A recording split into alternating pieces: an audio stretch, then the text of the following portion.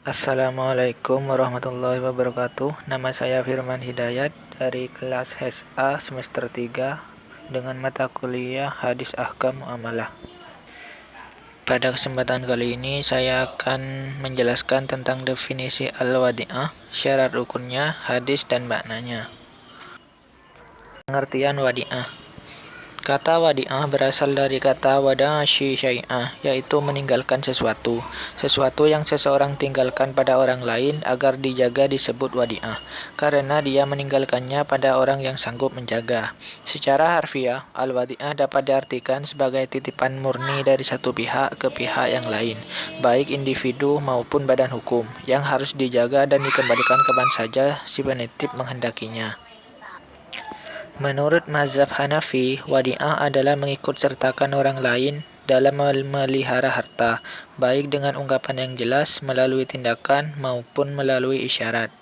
Menurut ulama Syafi'i dan Maliki, wadi'ah adalah gambaran penjagaan kepemilikan barang-barang pribadi yang penting dengan suatu cara tertentu. Kemudian rukun dan syarat wadi'ah. 1. Rukun wadi'ah.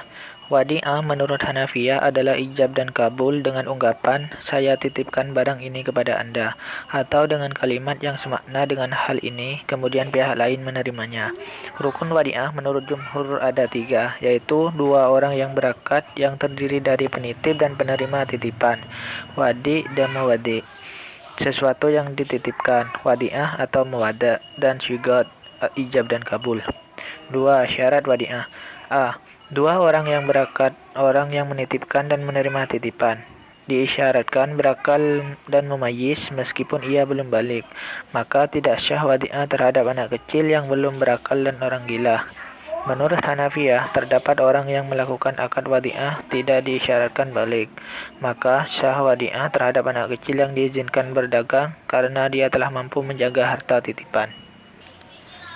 B. Wadi'ah, sesuatu yang dititipkan, diisyaratkan berupa harta yang bisa diserah terimakan, maka tidak sah menitipkan burung yang ada di udara. Benda yang dititipkan harus benda yang mempunyai nilai atau qimah dan dipandang sebagai mal.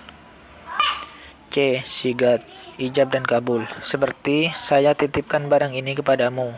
Jawabnya, saya terima. Namun tidak diisyaratkan lafal kabul, cukup dengan perbuatan menerima barang titipan atau diam. Diamnya sama dengan kabul sebagaimana dalam mu'atah pada jual beli.